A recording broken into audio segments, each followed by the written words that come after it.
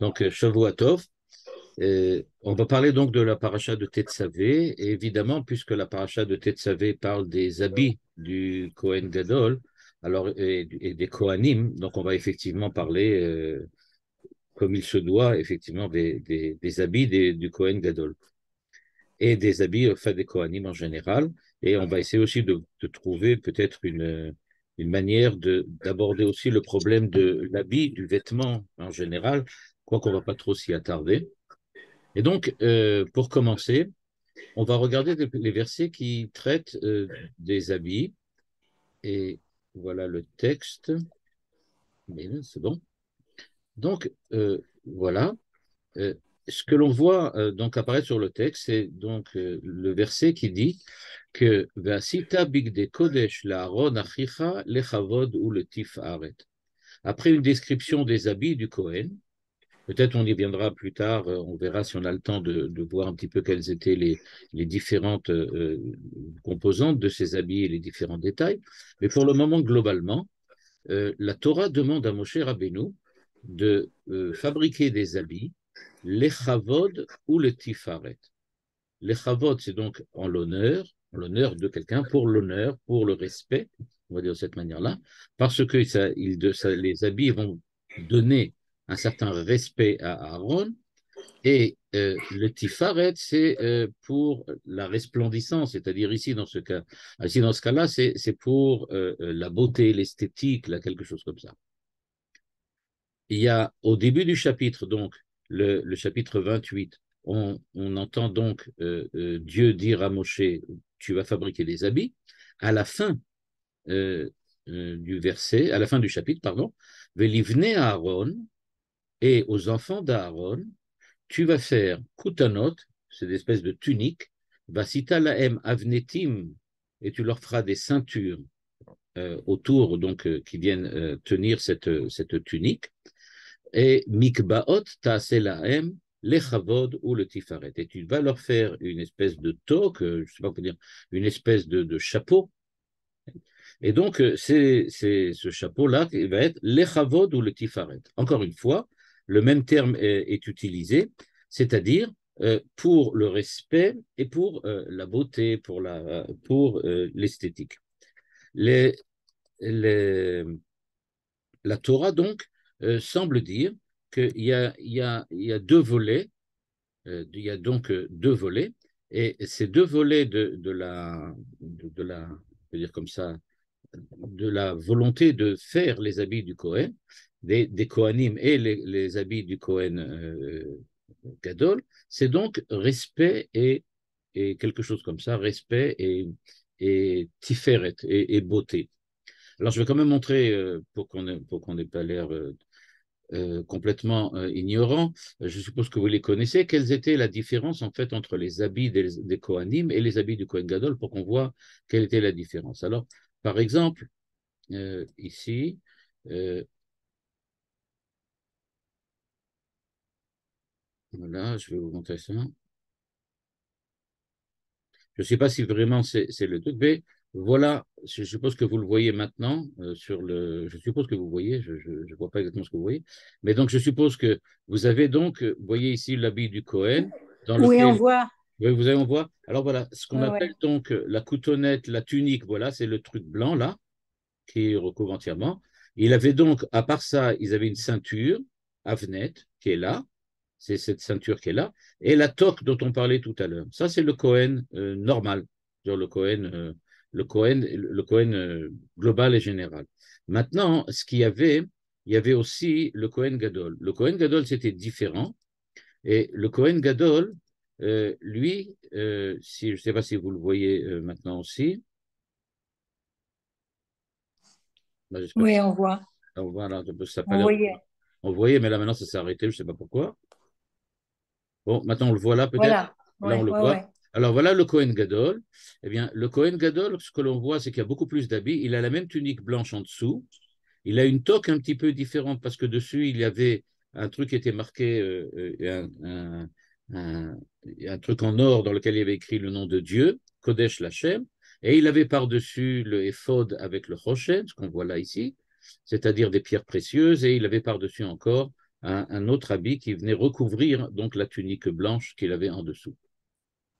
Donc, en gros, les habits tels qui sont décrits donc, sont effectivement complètement différents entre ceux du Cohen et ceux du Cohen Gadol, mais grosso modo, il y a à peu près la même chose dans le sens que c'est des habits pour pouvoir servir au temple et qui pour d'une certaine façon, représentent donc une certaine forme d'esthétique, on ne peut pas dire le contraire. Ensuite, après ces deux versets-là, il arrive le verset 41, à la fin du chapitre complètement. V'ilbashta otam et Aaron achicha, ce que vous voyez ici à la ligne 6, ve'et banavito, umasharta otam, umileta et yadam, ve'kidashta otam, ve'chaanoli. Donc, une fois qu'ils se seront revêtus de ces vêtements, on peut dire d'une certaine forme de ces uniformes, c'est l'uniforme des Cohen et l'uniforme du Cohen Gadol, eh bien, ve'kidashta otam, ve'chianoli, tu vas les sanctifier et tu vas les rendre mes serviteurs. Ki hanu li, tu vas les rendre, ils vont devenir mes Kohanim, mes prêtres, mes serviteurs.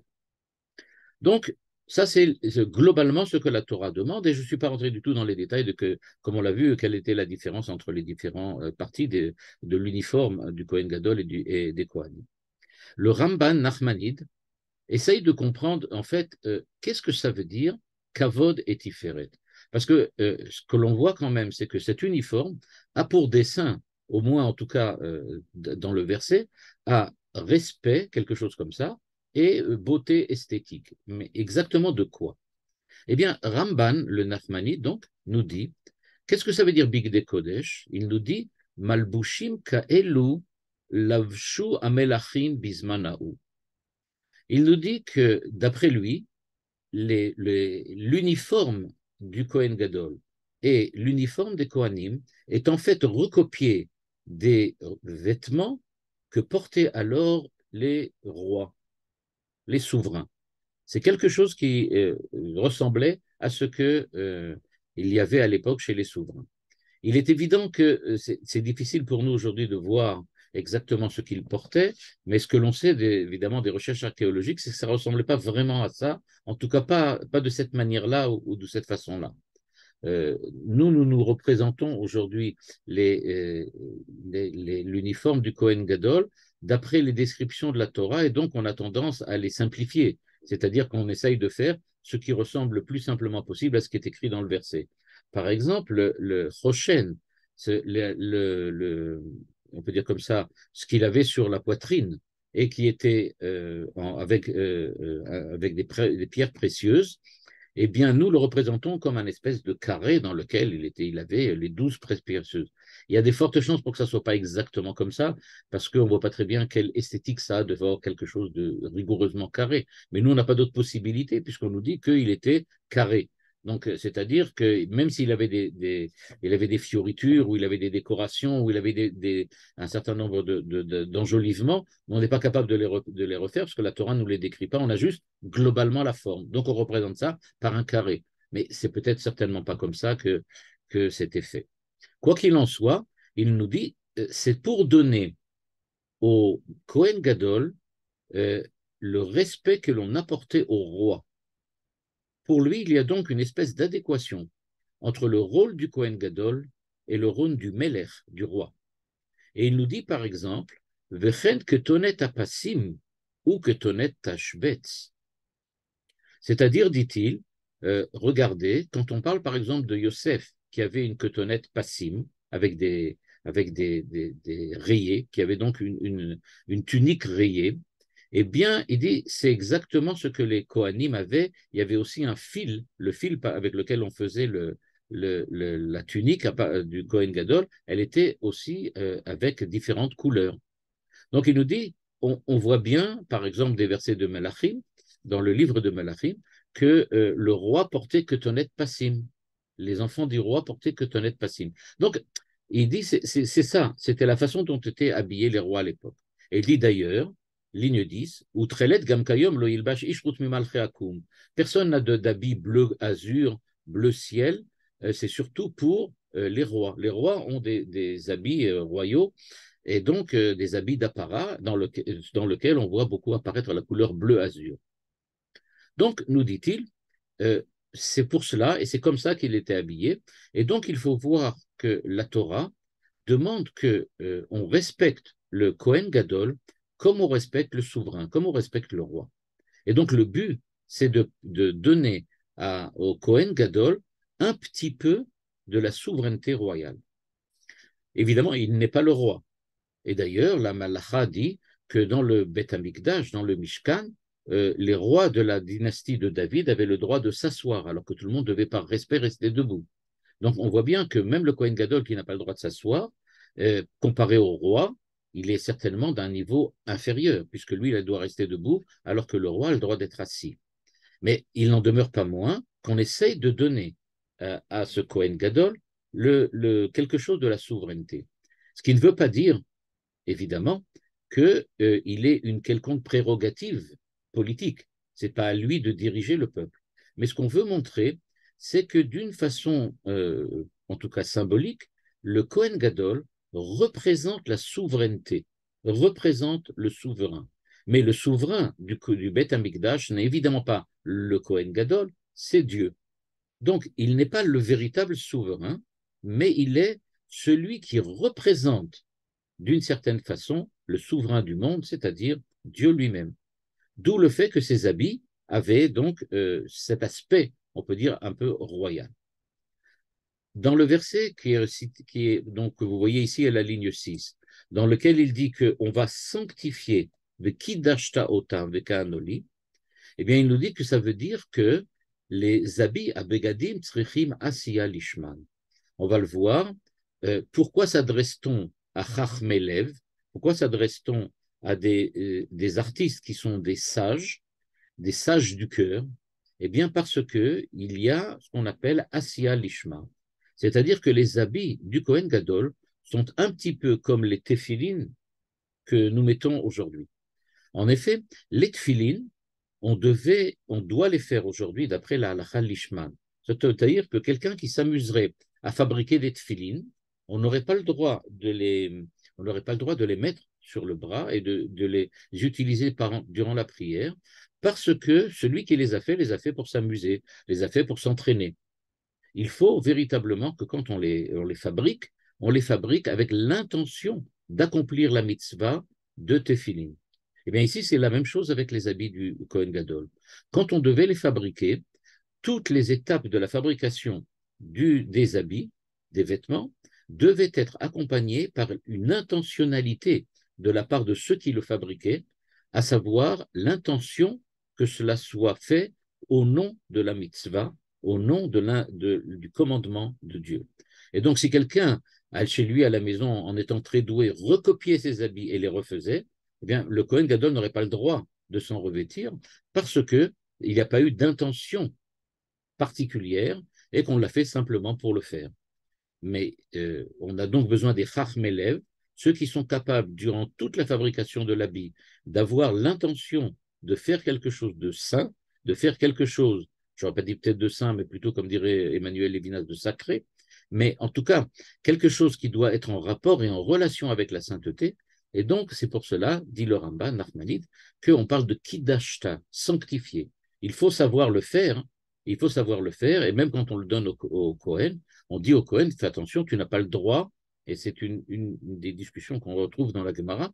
La Gemara discute de savoir est-ce que le Kohen Gadol et les Kohanim avaient le droit de se revêtir de leurs vêtements chez eux à la maison, ou quand ils n'étaient pas en fonction dans le Beth Amikdash. C'est une question qui se posait, que la Gemara explicite, à savoir que peut-être qu'on n'a pas le droit, ce n'est pas un habit qu'il a le droit de porter tous les jours. Il doit le mettre, que quand il est en fonction. Donc, en tout cas, nous dit le Ramban, voilà, c'est l'atmosphère, on peut dire, de ce que la Torah nous dit ici dans ces versets-là, à savoir, il faut penser que le Kohen Gadol, par ses habits, est comme le souverain divin, il est le souverain, il n'est pas lui le souverain, mais il est le représentant, l'ambassadeur de Dieu, Et c'est pour ça que ces habits sont un peu, il doit les revêtir comme une mitzvah. Il a la mitzvah de se revêtir de ses habits, et donc les habits eux-mêmes sont fabriqués par des gens qui savent accomplir la fabrication tout en pensant et tout en se référant en permanence à la mitzvah que le Kohen Gadol va devoir accomplir en s'en revêtant. On va voir maintenant assez longuement le commentaire du Nativ, comme d'habitude cette année, c'est-à-dire le commentaire du Eimek Davar, qui va lui aussi essayer de nous expliciter un petit peu qu'est-ce qui se passe avec ces habits-là. Donc, sur le deuxième verset, celui que vous avez vu tout à l'heure, je le remets ici, dont on dit les kavod ou le tifaret, ce sont les termes que le Nazi va expliquer. Il va maintenant essayer de nous expliquer de quoi s'agit-il. Il nous dit les kavod ou le tifaret, nidrash inyan, chez Aaron mekadesh asmo, ou mitnaeg bechasidut ou prishut nivdal miklal Israël. Là, le Nativ nous présente un aspect complètement différent de celui de Nachmanide. Nachmanide semblait dire que Kavod et Tiferet, c'est-à-dire le respect et l'esthétique, la beauté, la resplendissance, c'est quelque chose qui a rapport à la royauté, à la souveraineté. Donc, ce sont des habits resplendissants comme celui d'un roi. Or là, nous dit le Nativ, ce n'est pas du tout l'esthétique dont on parle ici. Mais, nous dit-il, on demande à Aaron de se sanctifier lui-même. C'est-à-dire, on ne parle pas de, j'aurais pu dire, le respect qu'il doit recevoir des autres parce qu'il a des beaux habits ou parce qu'il serait le représentant de Dieu, mais c'est parce que lui-même est un homme qui a travaillé sur lui-même et, comme il dit, Mekadesh Atzmo. Il a travaillé sur lui-même et il s'est sanctifié. Qu'est-ce que ça veut dire sanctifié? Mitnaheg bechasidut, c'est-à-dire qu'il ne fait que des choses, des actes. Il a un agir, on dirait aujourd'hui. Il a un agir qui est entièrement intégré à l'intérieur de la volonté d'accomplir l'ordre divin. Tout ce qu'il fait relève des mitzvot. Il ne fait rien d'autre que ce que Dieu demande. Et si Dieu ne le demande pas, alors il le fait quand même parce qu'il sait que si Dieu ne l'a pas transmis en tant que mitzvah, mais en tant que conseil. Dieu nous conseille de nous conduire d'une certaine façon, même si ce n'est pas une mitzvah, parce que c'est ça ce qui va permettre à l'homme de pouvoir avoir une élévation spirituelle.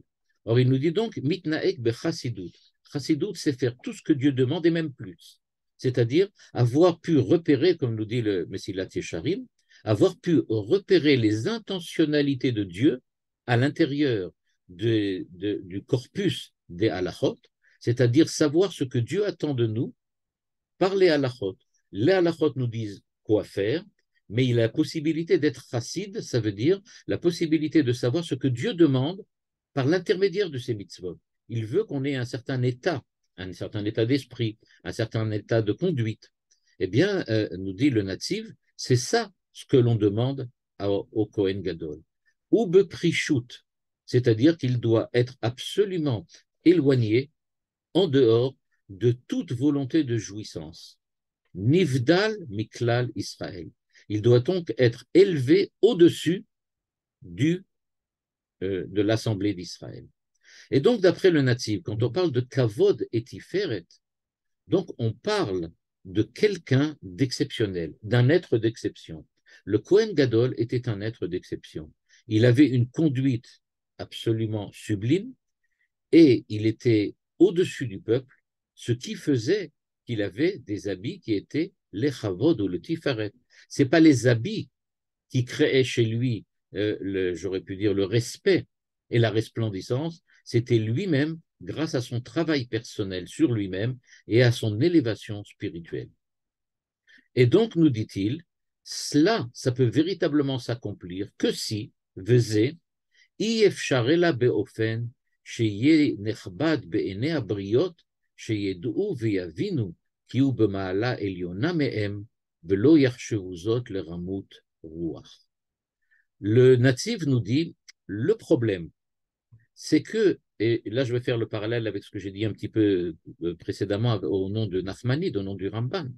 Le problème qui se posait, c'est que les gens disaient, oui, mais peut-être que lui, sa conduite, qui est tellement différente de nous, sa conduite qui est tellement exceptionnelle, puisque c'est un être d'exception, peut-être qu'en fait, c'est simplement une façon de nous dominer, une façon de nous prouver, en fait, qu'il est un homme orgueilleux. C'est un homme orgueilleux qui se présente à nous en nous disant, vous voyez, je suis largement au-dessus de vous. Et donc, nous dit le natif, il y a un problème. Le Kohen Gadol, d'une part, est un être exceptionnel. C'est vrai, il a véritablement réussi à devenir un homme kadosh, un homme chassid, celui qui n'a plus aucun rapport avec les jouissances matérielles et terrestres dont tous les hommes sont atteints. Et donc, nous dit-il, c'est quelqu'un d'exceptionnel. Mais aux yeux des gens, aux yeux des hommes, on a l'impression que c'est quelqu'un qui se prend au sérieux, quelqu'un qui fait semblant. Et donc, le problème était que, dit le natif, que d'une part, on lui demande d'être un être exceptionnel, mais d'autre part, les hommes, ont une très mauvaise impression de cette conduite. En gros, il est quelqu'un de formidable, mais les hommes le perçoivent comme quelqu'un de très bas. Il dit, voilà, c'est ça le problème.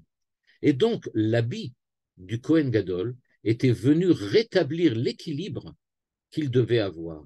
C'est-à-dire pour que les hommes ne le prennent pas pour quelqu'un de vil qui se prend au sérieux et qui, en fait, en lui-même, dans son intimité, n'est pas aussi bon qu'il a l'air de l'extérieur et qui se permet de vivre un peu au-dessus de tout le monde parce qu'il a une conduite au-dessus de tout le monde, eh bien, pour éviter justement cette espèce de jalousie, cette espèce d'agressivité que l'homme courant pourrait avoir vis-à-vis d'un homme qui est exceptionnel, on lui donne des habits pour que les enfants d'Israël le respectent, le chavod ou le tifaret, et voient qu'il est exceptionnel par les habits qu'il a.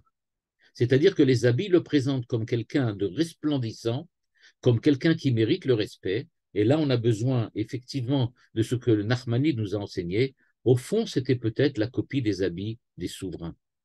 Et donc, ce que l'on faisait, c'est pas du tout comme nous dit le Ramban, parce que les habits des rois étaient comme ça qu'on l'avait habillé comme ça, mais c'est parce qu'on savait qu'il ne pourrait jamais remplir son rôle de grand prêtre si les hommes qui doivent venir au temple et bénéficier du service divin du grand prêtre le considèrent comme quelqu'un qui est un hypocrite, comme quelqu'un qui se prend au sérieux, quelqu'un qui est orgueilleux et qui se croit au-dessus de tout le monde alors qu'en fait il n'est pas différent de personne.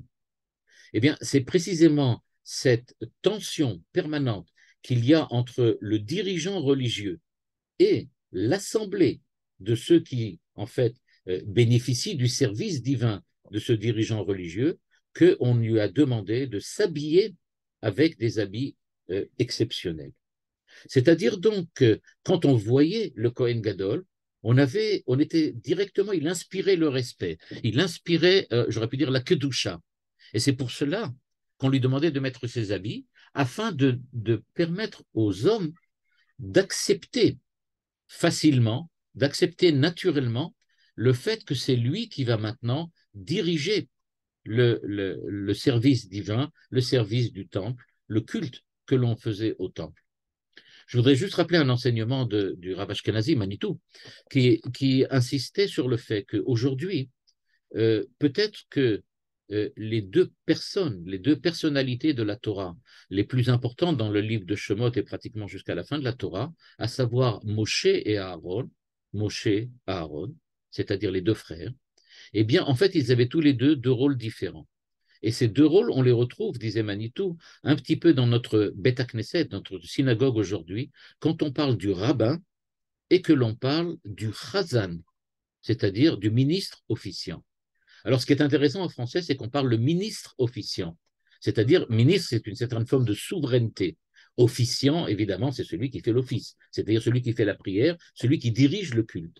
Eh bien, le Kohen Gadol, aujourd'hui, disait Manitou, c'est le ministre officiant, c'est le Chazan. Moshe est représenté par le rabbin, celui qui a la connaissance, la Torah. Donc, il dit, c'est très important, le ministre officiant. Il est le Kohen Gadol aujourd'hui. C'est celui qui dirige le culte à l'intérieur du Beth Knesset, qui, d'une certaine forme, est un petit Beth Mikdash Moat, comme on le dit dans les différents midrashim, c'est un dans la Gemara, pardon, dans Bet Mikdash Moat, c'est une représentation en plus petit, on va dire comme ça, en réduite, une représentation réduite du temple de Yerushalayim, chaque Bet Knesset. Donc, en fait, nous dit le Netziv, eh bien, aujourd'hui, le respect que l'on doit avoir par rapport au ministre officiant, c'est que souvent on le prend, ou on le confond, ou on accepte de le prendre comme le rabbin.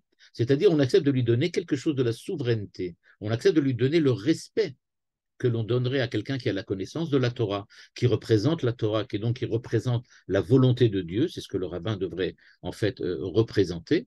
Eh bien, on l'attribue quelquefois aussi au Chazan du Beth Knesset parce que, nous dit le Netziv, et il y a dans le rôle du Kohen Gadol quelque chose qui veut qu'il ne faut pas qu'on le prenne pour quelqu'un qui se prend au sérieux, pour un hypocrite.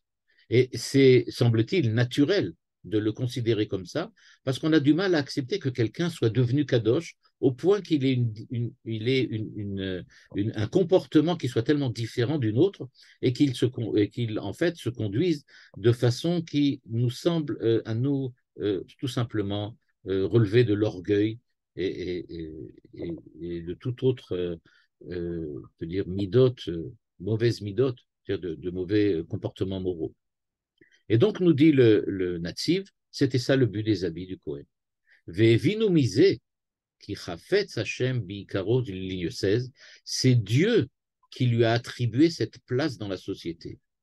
Dieu veut que ce soit lui, Raouliyot Merkava la Shrina, qui va être le support de la Shekhinah, de la présence de Dieu. Le Kohen Gadol représente véritablement son souverain, comme avait dit le Ramban Nachmanide. C'est vrai qu'il représente son souverain, mais il représente le souverain Dieu, mais il est un homme en face à nous. Et donc, là, on a absolument besoin que le peuple, que l'Assemblée d'Israël le considère comme quelqu'un de bien, parce qu'il est vraiment quelqu'un de bien. Or, il y a des soupçons qui s'élèvent tout le temps où on voit quelqu'un se comporter de manière différente. On le traite à ce moment-là d'orgueilleux, on le traite de quelqu'un qui se prend au sérieux. Et donc, c'est contre ça qu'il avait des habits particuliers. Comme ça montrait que Dieu lui-même le revêtait de ses habits d'apparat, ses habits de souverain, ses habits de roi, pour bien montrer qu'il ne s'agit pas du tout d'hypocrisie. Ce n'est pas un homme hypocrite, c'est un homme qui est véritablement le support de la Shrina et qui mérite qu'on le respecte pour lui-même. Et c'est pour cela qu'il avait ses habits. Et donc il nous dit, Vechelu bechol Kohen Gadol. Ça c'est vrai pour le Kohen Gadol qui avait des habits comme cela. Maintenant, les Kohanim, c'est-à-dire, j'aurais pas dit les petits Kohanim, mais les Kohanim habituels, pas le grand Kohen, le grand prêtre, mais les petits prêtres, les prêtres normaux. Eux, est-ce qu'ils ne devaient pas être, est-ce qu'on ne les considérait pas aussi jalousement, on peut dire d'une certaine façon, est-ce qu'ils ne seraient pas jalousés par l'Assemblée d'Israël en disant, mais ils ont le droit de rentrer dans le temple, ils ont le droit de faire des choses et nous pas. Après tout, Monsieur Cohen, Monsieur Lévi ou Monsieur Israël, c'est pareil, on est tous les mêmes, on est tous les mêmes juifs. Donc, en fait, pourquoi se prête-il tellement au sérieux? Pourquoi devrait-on dire ou faire quelque chose de particulier face à un Cohen? Le Cohen n'est en fait que rien du tout qu'un homme qui est au service de Dieu, c'est tout. Eh bien, on nous dit non, pas du tout. Comme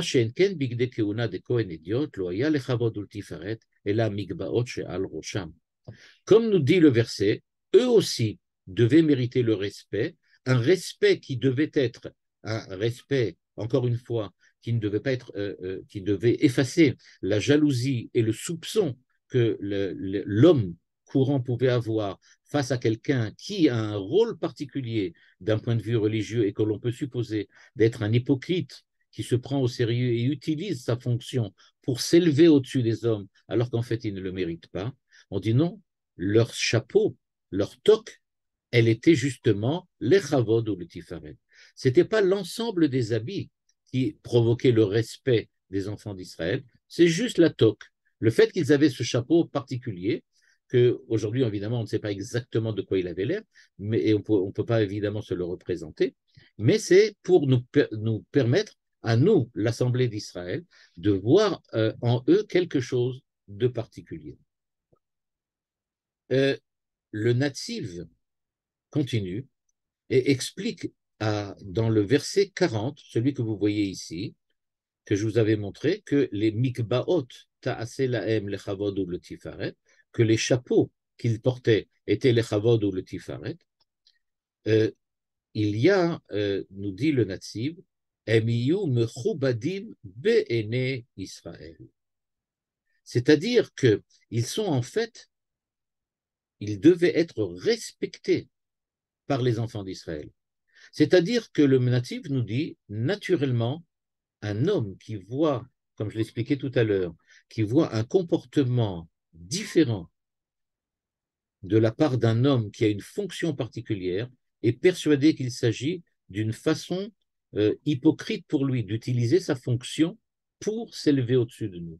Et c'est ça qu'il fallait absolument éradiquer. Et cet effacement du soupçon, eh bien, elle vient précisément du fait qu'ils avaient leur chapeau. Et il dit, be Kohen idiot, lo ayu ela, c'est ce qui est en jaune, et la mikbaot le chavod ultifaret. C'était seulement le chapeau et pas plus. Donc, euh, voilà, on a compris maintenant d'après le natif, qu'est-ce que c'est que les habits? Les habits viennent rétablir l'équilibre entre l'Assemblée d'Israël et les Kohanim. Les Kohanim qui en fait font partie, évidemment, du peuple d'Israël et qui ont la fonction de servir Dieu au temple en tant que représentants du peuple d'Israël devant Dieu, eh bien ces Kohanim, qui avaient donc une fonction particulière, avaient le devoir donc d'être des êtres exceptionnels et pour éviter qu'on les considère comme hypocrites, ils avaient des habits. Mais il n'en demeure pas moins, dit le natif, qu'il est écrit Vekidashta otam vecheanoli. Tu vas les sanctifier et ils vont pouvoir me servir en tant que prêtre. Là, le natif dit, alors là, c'est très important. Quand on dit Vekidashta otam, de quoi parle-t-on? Il dit Tazirem sheyu mitkashim yoter me Israël velo yershavu sheyu yehora. Si c'est vrai que l'on revêt le Kohen Gadol d'habits qui requièrent le respect des enfants d'Israël, des habits qui vont provoquer par leur resplendissance et qui vont provoquer par leur présence le fait que les enfants d'Israël vont accepter qu'il y ait des hommes au-dessus d'eux, qui aient un comportement différent d'eux, mais il dit le natif, c'est vrai que c'est pour cela qu'ils ont des habits, mais il faut que ces habits, effectivement, reflètent la vérité, à savoir que les Kohanim soient des personnes qui se sont véritablement sanctifiées plus que tout le monde, parce que sinon, pardon, ça sera vraiment considéré comme de l'orgueil et de l'hypocrisie. C'est-à-dire donc, nous dit le natif, faites très attention, vous allez devoir, vous les Kohanim, respecter l'habit que vous portez. C'est-à-dire qu'on vous donne un habit particulier, un uniforme particulier, parce que cet uniforme doit provoquer, un petit peu comme l'uniforme de la police ou l'uniforme des militaires, d'une certaine façon qui provoque un certain respect, parce qu'on sait que l'homme qui est là et qui est peut-être notre voisin est maintenant en fonction. Donc de la même façon, les Kohanim étaient comme les policiers ou les militaires en fonction. Et donc l'uniforme qu'ils portaient devait leur apporter le respect. Mais il faut bien savoir que si la personne qui porte l'uniforme de la police ou l'uniforme du soldat est quelqu'un de pervers et quelqu'un de pourri de l'intérieur, eh bien évidemment, c'est lui qui dégrade véritablement l'uniforme qu'il porte. Et donc, nous dit le natif, Vekidashta otam, ils doivent absolument être sanctifiés. C'est-à-dire qu'ils doivent absolument être des êtres d'exception, parce que sinon, le but même de l'uniforme que l'on leur a donné, le dessin, la finalité de cet uniforme est précisément de ne pas créer la jalousie et de ne pas créer le soupçon d'hypocrisie. Mais si effectivement ils sont des hommes mauvais, alors ce n'est pas de l'hypocrisie, c'est vraiment de l'hypocrisie. Et les enfants d'Israël ont raison de considérer ces hommes comme des hommes imparfaits. Donc nous dit Vekidashta otam. Ce qui est un peu bizarre dans cette expression Vekidashta otam, et ce qu'on va voir maintenant que le Nassif explique, c'est que Vekidashta, c'est comme si Moshe devait les sanctifier. Mais non, c'est eux qui doivent se sanctifier. Alors il nous dit, regardez, dans le livre de Shemot, un petit peu avant, on l'a lu ça il y a quelques semaines, Il est écrit Kadesh li kol bechor, Peter kol rechem bivne Israël, ba'adam ou ba'behema liu. Kadesh li kol bechor. Tu vas me sanctifier les bechor. Or, dit le Netziv sur ce verset-là, et il fait référence à la fin de son explication maintenant sur les Kohanim, à ce qu'il a déjà expliqué maintenant sur ce verset, notamment dans ce qu'il écrit Kadeshli, tu vas me sanctifier. Nous dit le Netziv, je ne comprends pas très bien qu'est-ce que ça veut dire Kadeshli. Tu vas les sanctifier. Non, il aurait dû être écrit, ligne 5, Inenim Kadesh. C'est moi qui les sanctifie. C'est moi qui vais sanctifier les Behemoth, c'est-à-dire c'est moi qui vais sanctifier les aînés, les Bechorot, c'est moi qui vais les sanctifier, et donc ils vont devenir saints. En fait, nous dit-il, il faut savoir que quand les enfants d'Israël sont sortis d'Égypte, eh bien, les enfants d'Israël sont sortis en tant que groupe. C'est-à-dire qu'ils ne sont pas sortis comme, je ne sais pas moi, des prisonniers qui s'évadent d'une prison, dans lequel chacun court dans une direction différente pour essayer de s'enfuir le plus vite possible pour ne pas être rattrapé. Là, il s'agit au contraire, dit le Netziv, au moment où les enfants d'Israël sont sortis d'Égypte, ils sont sortis comme un seul homme. C'est-à-dire qu'ils étaient véritablement comme un groupe, comme une collectivité, comme une armée, et ils sont sortis ensemble. Or, nous dit-il, ils ne peuvent pas véritablement se mesurer en tant que peuple, c'est-à-dire, j'aurais pu dire en tant que nation, ils ne peuvent pas se mesurer aux autres nations s'ils n'ont pas véritablement acquis une capacité de sanctification qui sera leur identité, qui sera leur spécificité, leur particularité. C'est-à-dire que à partir du moment où les enfants d'Israël sont sortis ensemble, ce que la Torah veut nous indiquer, c'est qu'ils avaient déjà pris la même finalité, le même but. C'est-à-dire qu'ils voulaient avoir ils avaient la volonté, de créer une nation qui, en fait, se focalise sur une certaine manière de conduite, sur une certaine manière d'être. Et cette manière d'être, c'est ce qu'on appelle l'Akdusha. C'est précisément ça, le régime, peut dire peut-être politique, qui fait l'union des hommes qui sont sortis de la sortie d'Égypte, durant la sortie d'Égypte, c'est-à-dire qu'ils avaient décidé de suivre la voie de la Torah et d'accepter Dieu comme leur souverain. Et donc, ce qu'ils voulaient, dit le Netziv, c'était deux dimensions particulières. La première dimension, ligne 15, Kabbalat Malchut Shamaim lishtabed lavodato rotzono yitbarach velimtzor nafsham umeodam al kvodo. C'est-à-dire, pour eux, ils avaient accepté lors de la sortie d'Égypte de Dieu comme souverain. Donc, nous sommes toute une nation. Ce ne sont pas des prisonniers qui s'enfuient, mais c'est une véritable nation, un véritable peuple, une communauté qui prend comme souverain, comme dirigeant politique, Dieu lui-même. On est prêt à devenir les serviteurs, ceux qui sont les sujets de ce Dieu qui nous a fait sortir d'Égypte. Par contre, nous dit-il, et pas à l'opposé, mais différemment, Raché Israël, Shehem Manigé Kolaam, ligne 18, Moursharim Yoter Laamod al Da'at Elyon Melech Hashem Tzvaot Velilchom Milchamotav, Vekol Israël Mouchachim Linot Baem Kavod Umora, Lachnia Da'atam, Bema Shenoga Lekiyum Haoma. Mais c'est un fait que Dieu n'est pas là présent en permanence. C'est-à-dire, on a accepté Dieu comme souverain, mais les hommes que maintenant nous allons accepter de prendre sur nous comme dirigeants politiques, eux, ce n'est pas Dieu.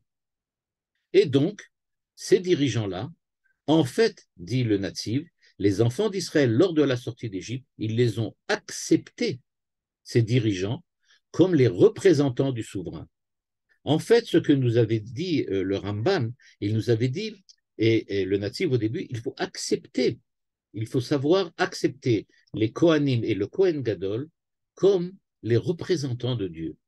Eh bien, ce que souligne le Netziv maintenant, c'est que lors de la sortie d'Égypte, quand les enfants d'Israël ont quitté ce statut d'esclave, ce statut d'aliéné au pharaon égyptien, et qu'ils sont sortis en tant qu'êtres libres, dès le départ, ils se sont considérés comme liés, tous ces hommes qui se libèrent, tous ces enfants d'Israël qui se libèrent, comme la communauté d'Israël comme la nation d'Israël qui se met au service de Dieu directement et qui donc accepte les dirigeants que Dieu a nommés pour précisément les guider sur la voie de la réalisation de leur nation et de leur peuple.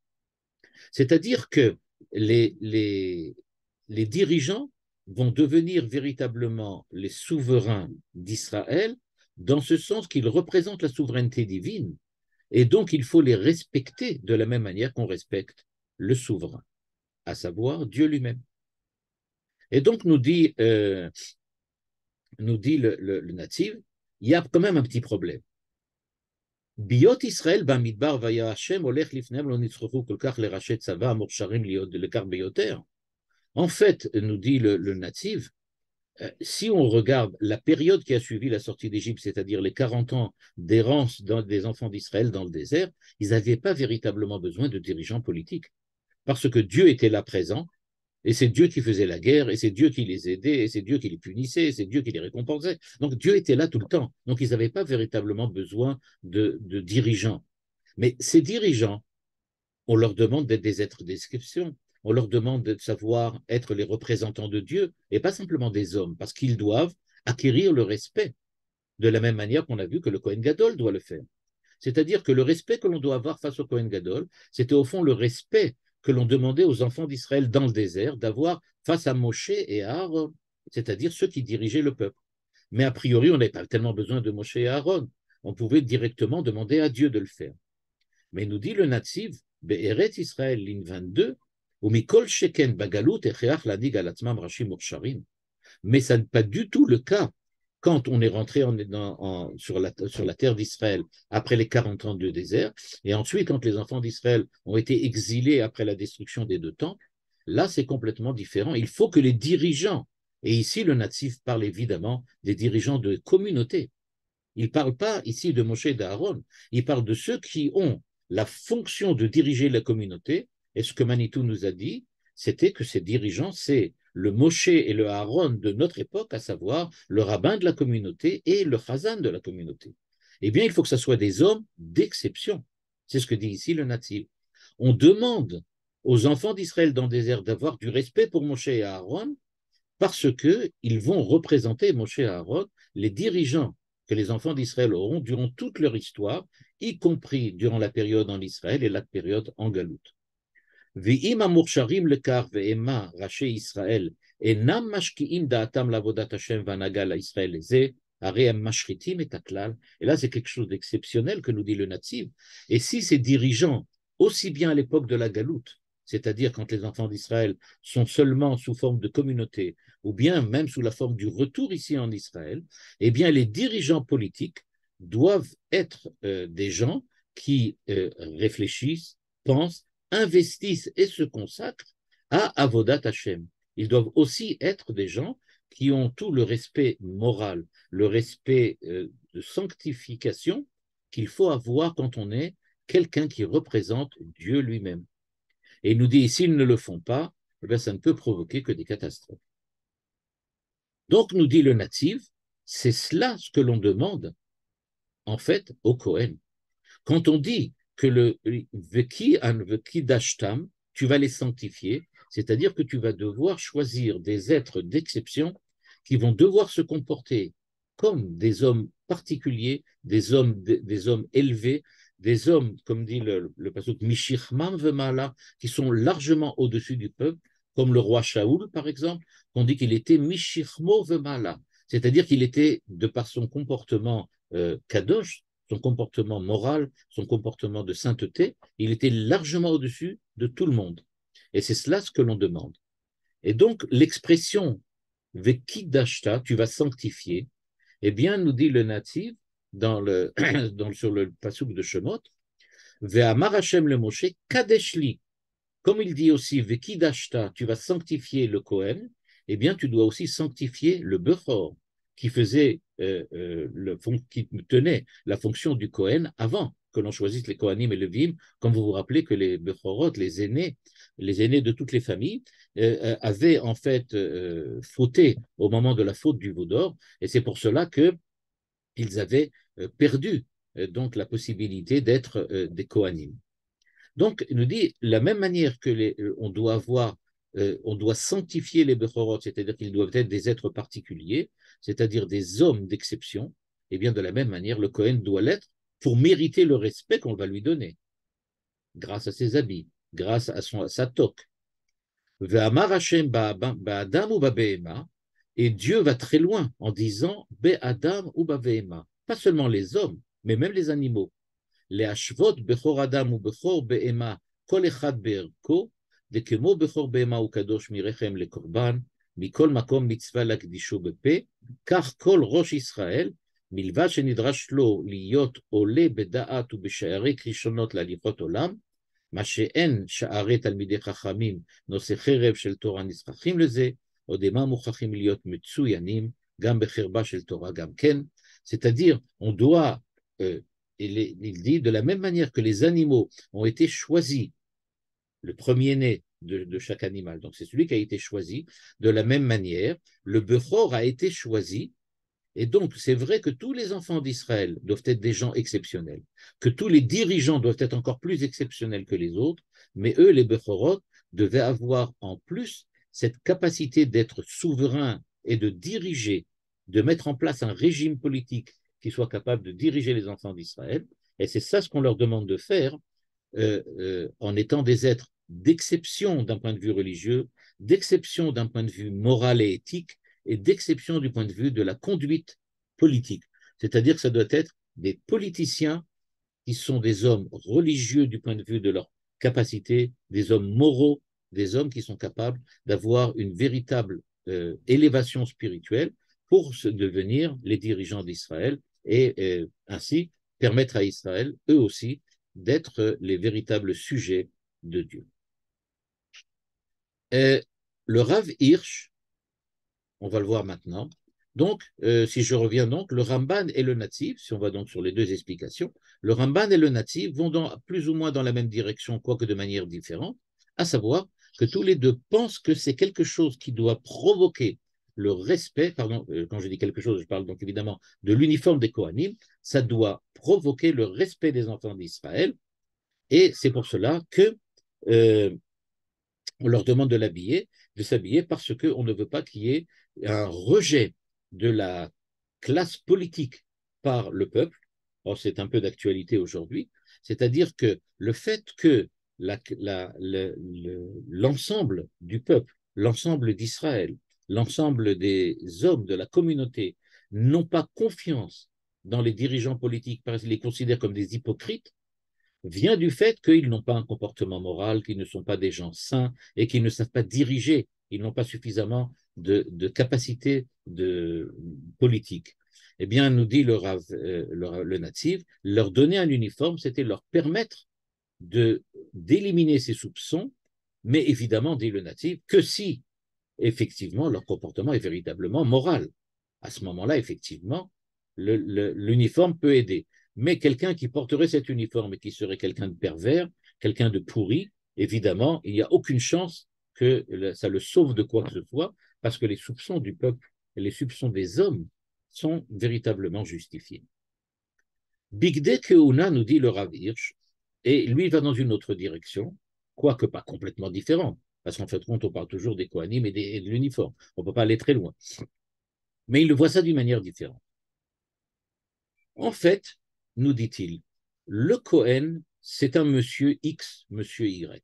C'est un monsieur Kohen. C'est quelqu'un de particulier.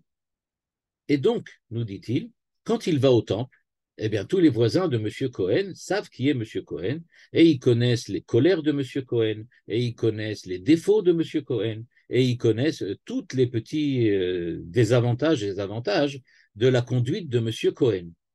Et donc, ce monsieur Cohen-là, il faut absolument, dit le Rav Hirsch, qu'au moment où il arrive dans le temple et qu'il sert dans le temple et qu'il accomplit tout le culte du temple, il faut absolument qu'il ne soit plus Monsieur Cohen, mais qu'il soit le Cohen représentant de Dieu. Le véritable problème, dit le Rav Hirsch, ce n'est pas comme on l'a vu maintenant, le problème du respect que les enfants d'Israël doivent avoir, mais c'est le problème de la façon dont se regarde Monsieur Cohen quand il est dans le temple.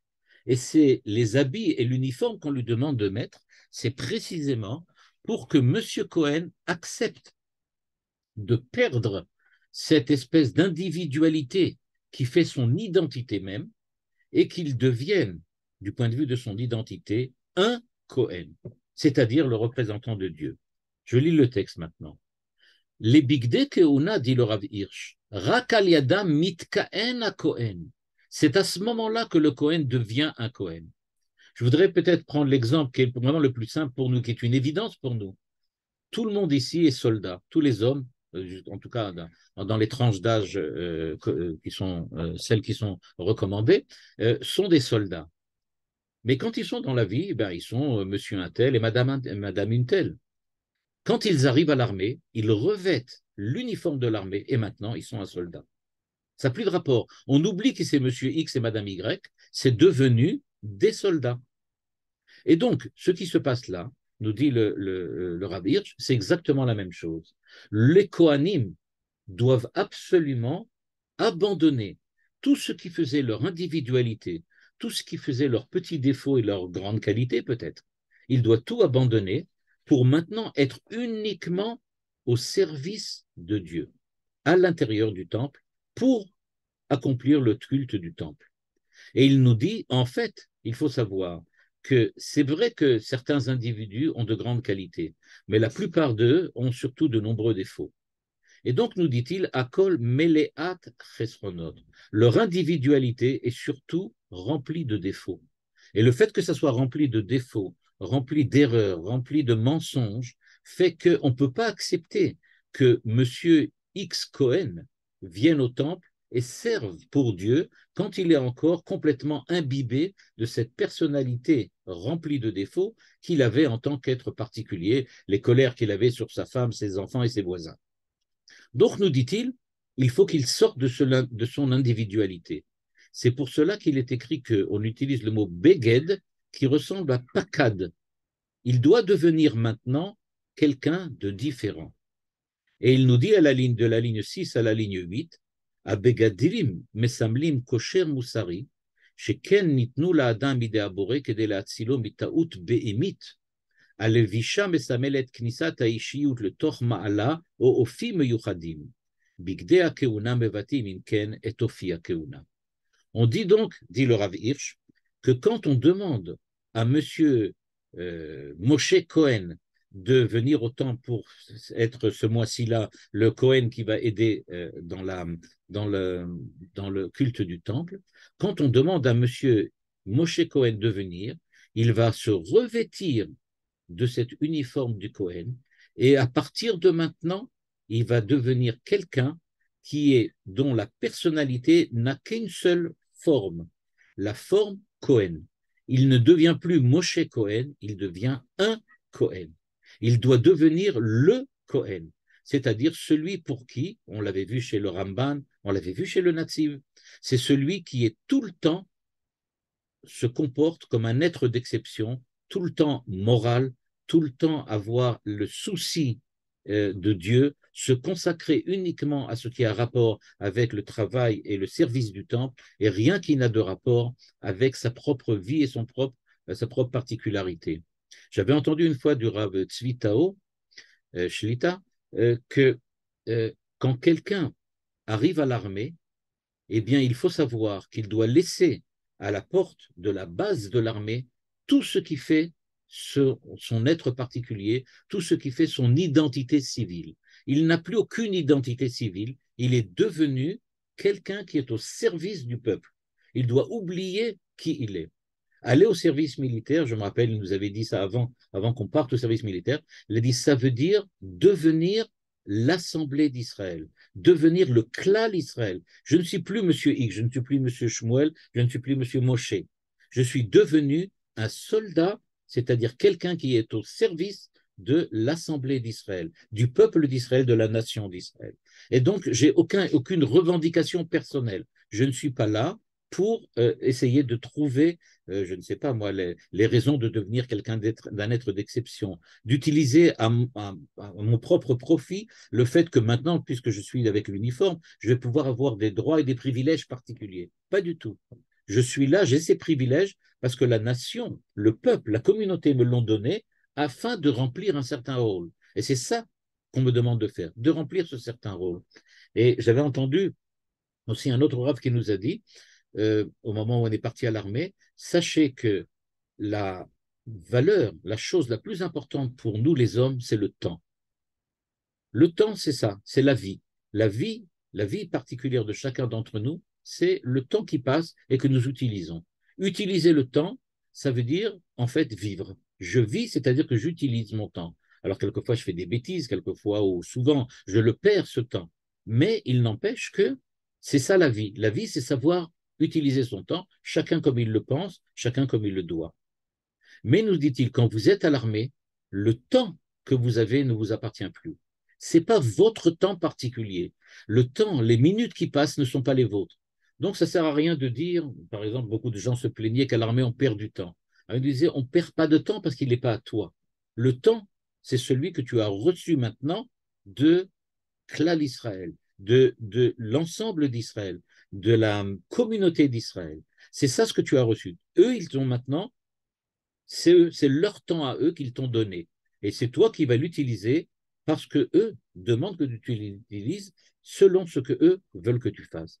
Tu es au service du Ham Israël, comme le Cohen qui est au service du temple, et donc tu vas remplir ton temps avec ce que le temple attend pour le Cohen ou ce que la nation attend de toi pour le soldat.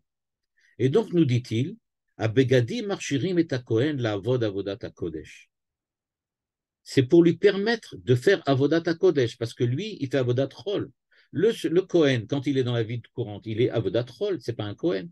D'où la question qu'on avait vue et que la Gemara avait soulevée, à savoir, a-t-il le droit véritablement de s'habiller avec l'uniforme du Kohen s'il est chez lui à la maison? Il n'a pas le droit. Puis pourquoi? Ben parce qu'il n'est pas Kohen là. Il est Monsieur Moshe Cohen. Il n'est pas le Kohen, celui qui est au temple. Or, nous dit-il, Aouma Megisha Otamlo. C'est le peuple qui lui donne ces habits-là, que de la même manière que c'est la nation d'Israël qui donne à ses soldats l'uniforme du soldat ou l'uniforme de la police. לפיכך, מבטאים בגדי כהונת התכונות שמימושן נדרש על ידי מקדש תורת השם בתודעת האומה ומסמלים את הקדושה שמקדש משרה של האדם מישראל ומצפה שיתעלה אליה. Et donc c'est pour ça que voilà, vous allez voir tout de suite l'intentionnalité ou l'intention pardon du Rav Hirsch, c'est de dire les détails de l'uniforme vont donc dire aux soldats, aux Kohen qui s'en revêt, comment il doit se comporter. C'est-à-dire que j'aurais pu dire donc la grande différence entre le Rav Hirsch et le Nativ, c'est que le Rav Hirsch nous dit la nation donne au Kohen un uniforme et il lui dit voilà, regarde bien tous les détails de l'uniforme parce qu'il y a des pierres précieuses sur le cœur, parce que ton cœur doit être au service maintenant du peuple, etc., etc. C'est-à-dire qu'on lui donne un uniforme, dit le Rav Hirsch, pour qu'il apprenne, ce Cohen, à sortir de son état d'individu particulier et qu'il devienne maintenant quelqu'un, un représentant du peuple au service du peuple. Le Nativ nous dit que, au contraire, les habits du Cohen s'adressent au peuple, c'est-à-dire ils disent regardez cet uniforme, vous voyez, il demande le respect parce que l'homme qui est devant vous est un homme exceptionnel. Regardez bien ce qu'il fait, vous voyez bien que son habit, les détails de chaque habit, de chaque composante de l'uniforme, disent exactement quel est le comportement de ce Cohen et que vous pouvez remarquer qu'il se comporte comme il faut. Donc en fait, si je veux résumer, le Nativ et le Ramban nous disent, pardon, euh, on donne un uniforme au Cohen Gadol, pour dire au peuple, regardez cet habit, vous voyez, c'est pas pour rien que le Cohen se situe au-dessus de vous, c'est pas pour rien que le Cohen vous dirige, c'est parce qu'il se comporte de la manière que soulignent les habits qu'il porte. Les habits qu'il porte indiquent exactement comment il doit se comporter. Je n'ai pas le temps aujourd'hui de l'expliquer. Peut-être la semaine prochaine ou dans les parchiotes, dans les prochaines parchiotes, on verra le détail de chacun des habits qui vient définir la conduite parfaite que doit avoir le Cohen. Et donc, dit le Nativ, on leur donne ces habits-là pour enlever les soupçons du peuple et pour que le peuple reconnaisse bien que la conduite du Cohen correspond à ce que Dieu attend d'un homme qui le sert à l'intérieur du temple. Le Rav Hirsch nous dit, non, c'est pas à l'intention des gens qui regardent le Cohen que le Cohen revêt un uniforme. C'est pour lui qu'il revêt cet uniforme. On lui demande de sortir de son individualité, de sortir de sa conduite qui est emplie de défauts, emplie de problèmes, et que maintenant il adopte une conduite différente. Et donc, quand le Cohen lui-même regarde cet uniforme, il découvre sur les détails de cet uniforme quelle est la conduite qu'il doit avoir, et c'est en se revêtant de cet uniforme, c'est-à-dire en se conduisant comme il faut, qu'il peut véritablement prendre sa place de Cohen à l'intérieur du temple. Ce sont donc les deux aspects de la conduite du Cohen que nous retrouvons là dans les deux commentaires. Et comme je disais, pour le Rav Hirsch, c'est au Cohen de lire et de décrypter son uniforme, alors que pour le Netziv et le Ramban, c'est au peuple de regarder l'uniforme et de décrypter grâce à cela si les soupçons qu'il a envers ses dirigeants sont véritablement des soupçons justifiés ou pas.